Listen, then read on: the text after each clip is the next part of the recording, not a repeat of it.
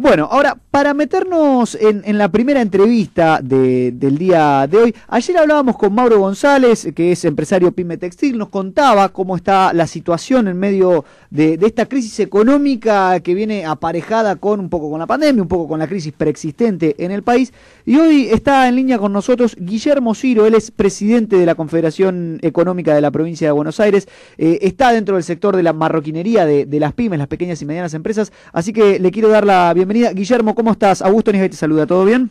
¿Cómo te da, Augusto? Todo bien, todo bien. Y Mauro, un amigo conocido y un gran dirigente. Bueno, local de Verazategui. Ayer estábamos hablando porque nos interesa también saber cómo viene la mano con las pequeñas y medianas empresas. Por ahí está en el imaginativo popular, ¿no? El tema de que, los grandes medios siempre dicen, no, las pymes se están fundiendo todas, está todo mal. Y ayer Mauro nos decía que, que al menos en el sector textil industrial está viendo un pequeño repunte. ¿Cómo viene la mano en lo que es la marroquinería? Y cómo ves vos, Guillermo, la actualidad económica y la actualidad de las pymes? Bueno, tenemos que hacer una diferenciación de lo que es el sector industrial, que claro, no obstante sigue al 63% de su capacidad instalada. Lo que pasa es que el sector textil venía de menos 10. Claro. O sea, hay que entender que el sector textil fue uno de los sectores más afectados durante los últimos 4 años de Macri y que, se ha recuperado. La verdad que se ha recuperado básicamente por la limitación de las importaciones. Claro. Y además el cierre de muchos. Por consiguiente, la recuperación, que es leve, paulatina, del sector textil como de otros sectores industriales, realmente existe. No obstante, estamos al 63%, 64% de la capacidad instalada trabajando. Por diferentes factores, por el achicamiento del mercado, ya sea se achicaron la competencia, por eso algunos sectores están sobreviviendo y vendiendo más, los que pudieron estar vivos, los que siguen, y además por la reducción de la capacidad de compra del mercado interno, claro, de los trabajadores. El sector que está muy complicado es el sector comercial. Sí. El sector comercial es un sector el cual CEPA tiene una importante representación. Realmente está pasando por momentos muy difíciles. No obstante, ahora hemos podido empezar a abrir, se ha podido empezar a tener actividad, por lo menos esperanza de que esto no es el punto final de una actividad por ahí de 60, 70 u 80 años. No obstante, hay sectores que lo están pasando muy mal. Todo el sector que necesita una gran concentración de clientes para llegar al punto de equilibrio, gastronomía, claro, espectáculos, salones de fiesta, divertimento, gimnasios también, culturales, esos son sectores que están pasándola muy, muy mal. Todo el sector que es comercialización, ahí tenemos dos problemas. El primer problema, uno puede atender aplicando los protocolos, porque nosotros siempre hablamos por aquellos sectores que están formalmente constituidos y que actúan en el marco de la ley y aplican los protocolos. No hablamos por aquella actividad informal e ilegal, claro, yo eso no represento. Aquellos que realmente están trabajando en el marco de los protocolos tienen menos capacidad de venta con la misma planta de personal. También hay que entender eso. Por consiguiente, los costos operativos se han incrementado y eso es rentabilidad, básicamente rentabilidad. La mayoría está trabajando a pérdida. La mayoría, no todos, hay excepciones, pero la mayoría está trabajando a pérdida. Pero está trabajando. Y para el PYME lo primero que tenemos que pensar, lo primero que esperamos es trabajar. Nosotros, si hay trabajo, hay esperanza. Entonces en esto estamos de acuerdo y apoyamos la medida que ha tomado el gobierno nacional y provincial de hacer esta cuarentena más flexible, porque los sectores comerciales no son vectores de contagio ni los sectores industriales. Sí es verdad que hay sectores que le están pasando muy mal, que necesitan medidas específicas y que lo que tenemos que empezar a hacer es pensar a trabajar con aquellos que no pudieron superar la crisis. ¿Qué es lo que estamos haciendo desde la Confederación? Nosotros no trabajamos solamente para aquellos que están abiertos, sino también para los que no pudieron abrir. Porque el proceso de recuperación necesita de todos.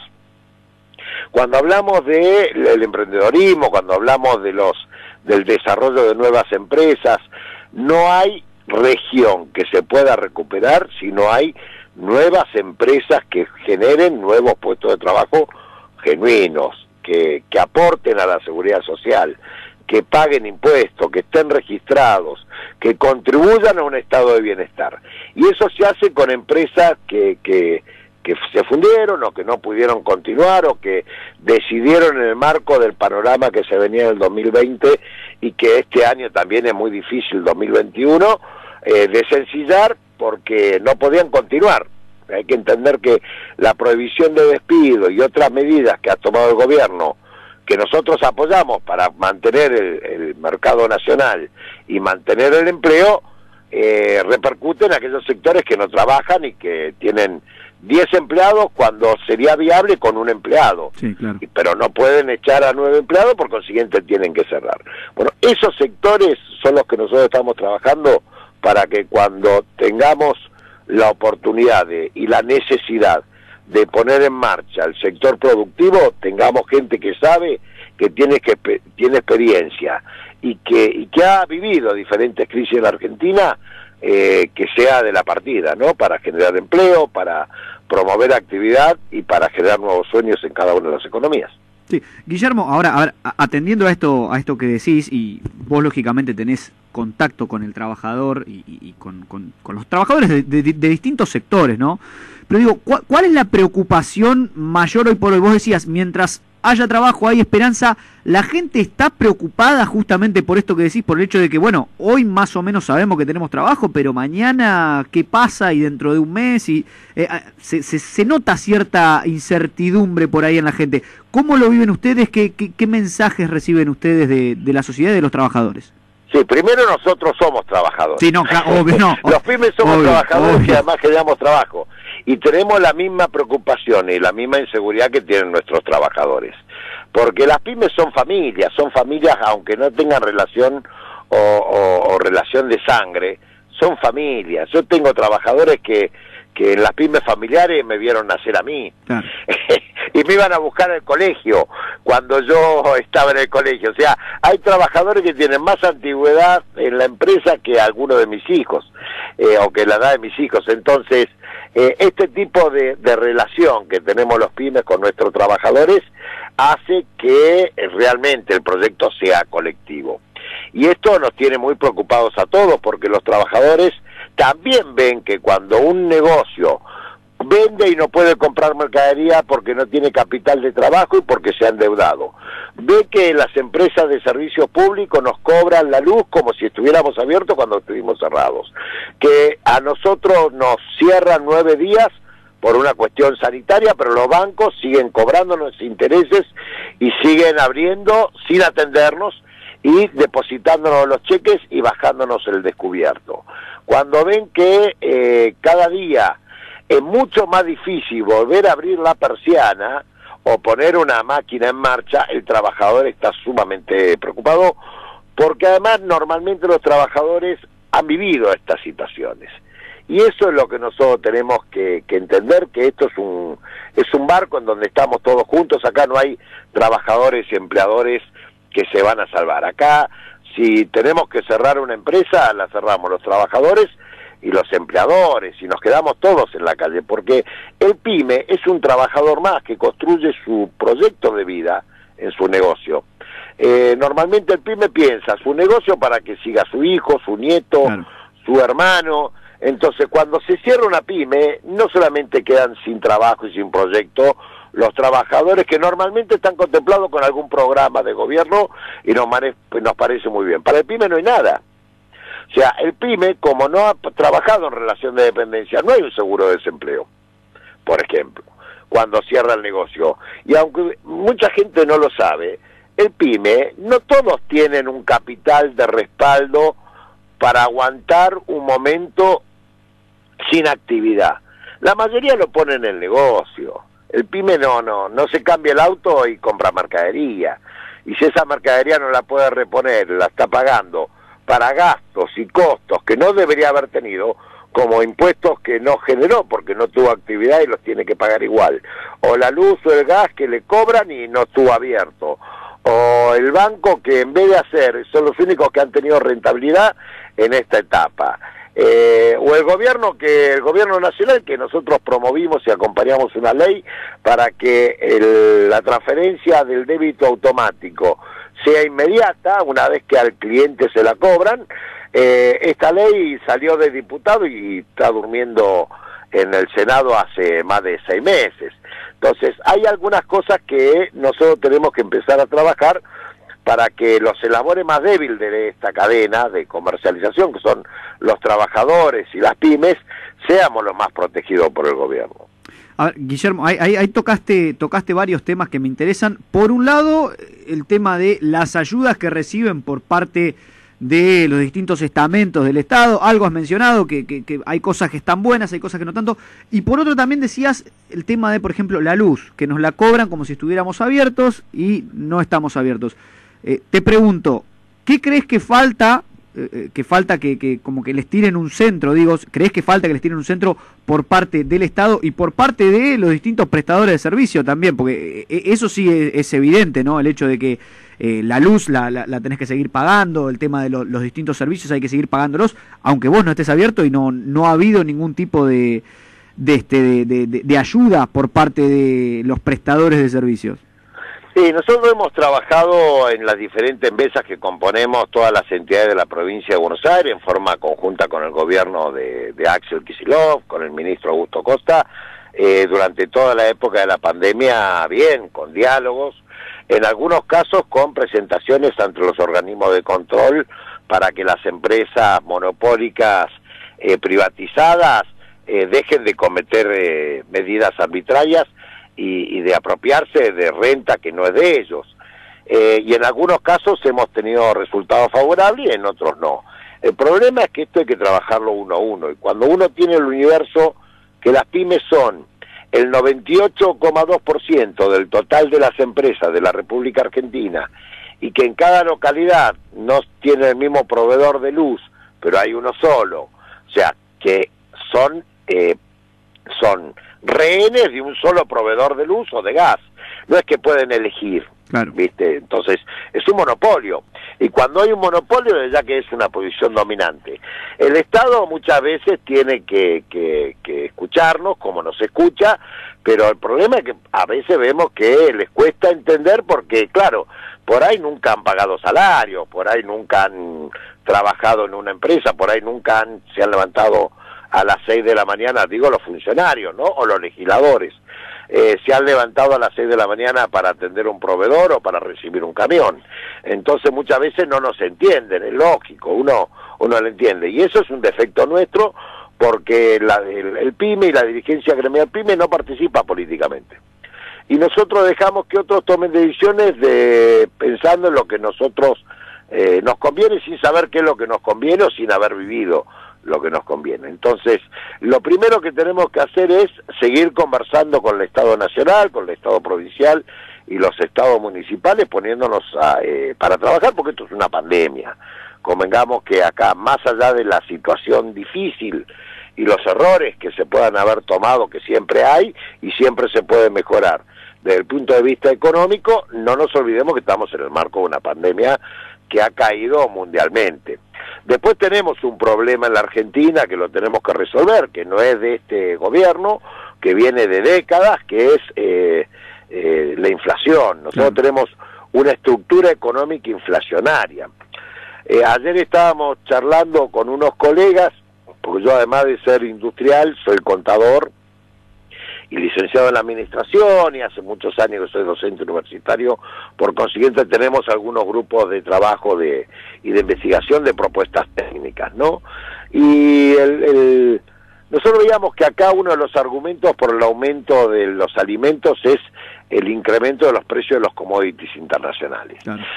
Y en realidad eso es verdad, pero es una verdad media, porque países que son similares a lo nuestro, como Uruguay, Brasil, Paraguay, que exportan commodities como exportamos nosotros, el incremento de los precios internacionales afecta mucho menos en el incremento de los precios de los alimentos. En Uruguay fue el 0,2%, en Brasil el 0,1%, en Chile el 0,3%, mientras que acá fue el 4%, el 5%, el 6%.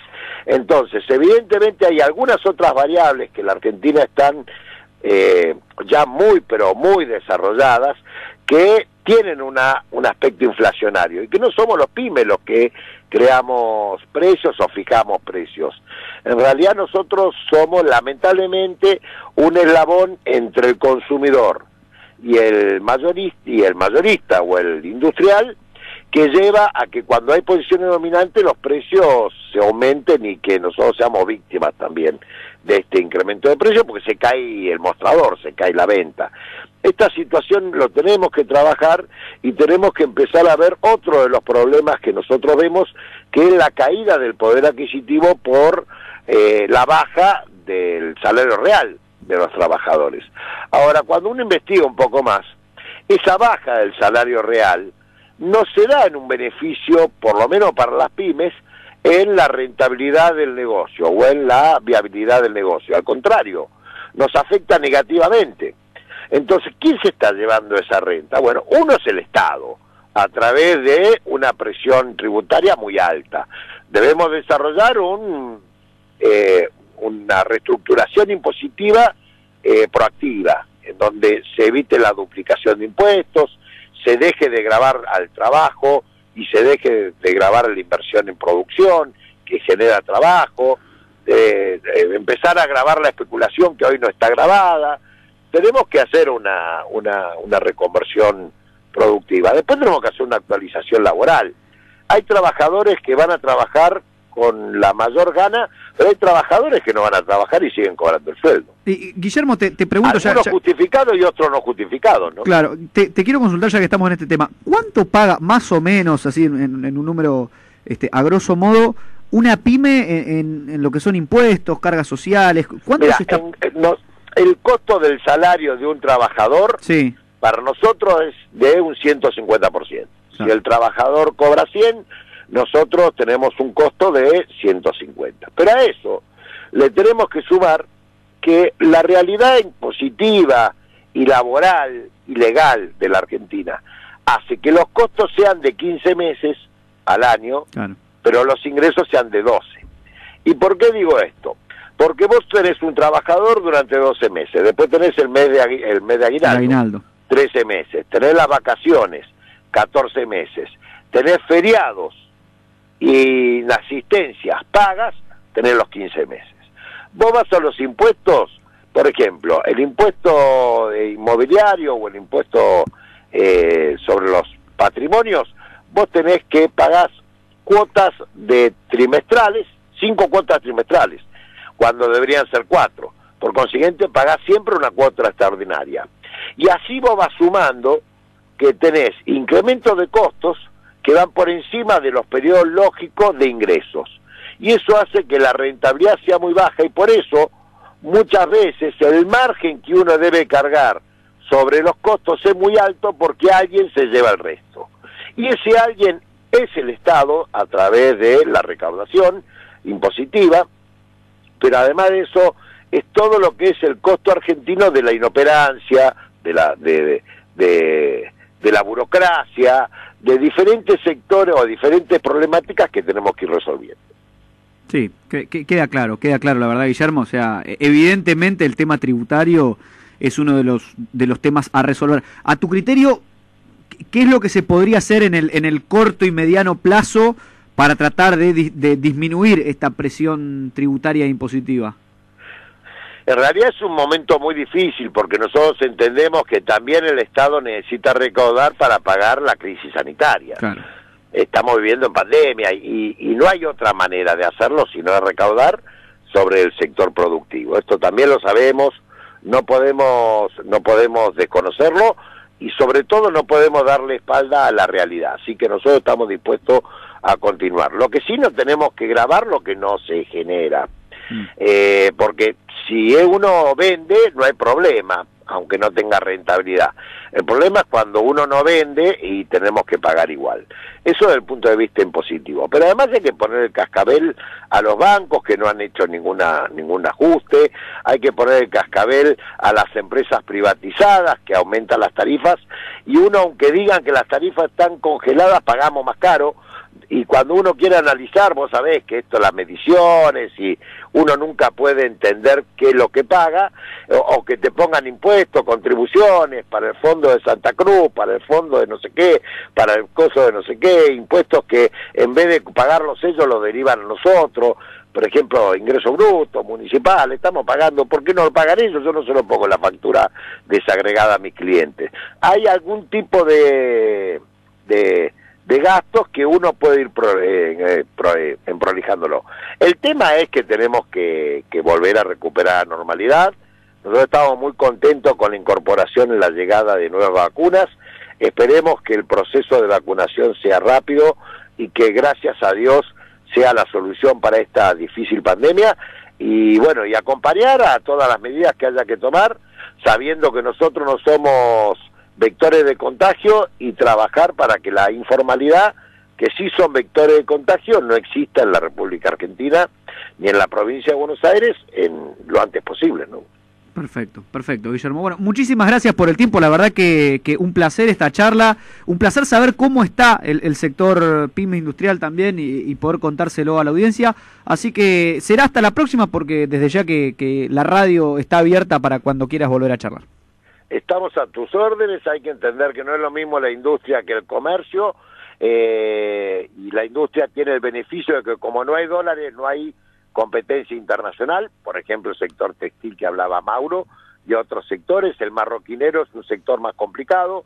Nosotros es un producto de alta calidad y de consumo selectivo, porque nosotros trabajamos en cuero, por ejemplo, lo que hacemos nosotros en cuero, que son productos de alto valor, y realmente hoy la no existencia de cuotas y la caída de la capacidad de compra de los trabajadores nos pone en una situación muy difícil, tanto al sector de calzado como al marroquinero, como a todo lo que es la manufactura de cuero. No obstante, hay sectores como el alimenticio y otros más que tienen posiciones dominantes, que hay que poner el cascabel, porque también se están aprovechando de la situación, y hay que empezar a tomar medidas que no son las de fijar precios, y eso porque yo tengo 57 años, yo ya he vivido mucho de esto, y sabemos que, por ejemplo, hay una empresa nacional de un grupo importante, Maxi Consumo y otro más, que cuando les ponen, hacen acuerdo con un envase y después le modifican 2 gramos más y le ponen otro precio. Entonces ese tipo de cosas son muy malas. Y lo otro que hemos visto en esta época de crisis es que muchos mayoristas están vendiendo público. Entonces hay una competencia desleal, este es el sálvese quien se pueda. Ahora nosotros tenemos que recordar y tener memoria. Aquellos que trabajaron en contra del sector detallista y minorista, bueno, después no hay que comprarle. Claro. Porque, y esto como los bancos, el banco que ha tenido mucha ganancia y que ha tenido una posición netamente confiscatoria, bueno, después hay que decirle, muchachos, yo te cierro la cuenta, porque vos en los momentos muy difíciles no estuviste conmigo. Yo tengo una cuenta de 25 años y que siempre nunca supe qué pagué. Entonces también vamos a tener que hacer esto. En esto el Banco Nación y el Banco Provincia se han portado muy bien, así que hay que destacarlo, porque han hecho un esfuerzo grande. Todos nosotros, que somos los dueños de ambos bancos, hemos hecho un esfuerzo grande y han estado a la altura de las circunstancias. Muchos bancos privados o el banco cooperativo tampoco. La verdad que han tenido posiciones que han dejado mucho que desear. Impecable, clarísimo, clarísimo, Guillermo. Muchísimas gracias por el tiempo y será hasta la próxima. A ustedes, muchísimas gracias por el llamado, un abrazo. Ahí estaba Guillermo Ciro, él es presidente de la Confederación Económica de la Provincia de Buenos Aires, charlando en la mañana del arranque aquí en Radio Sónica.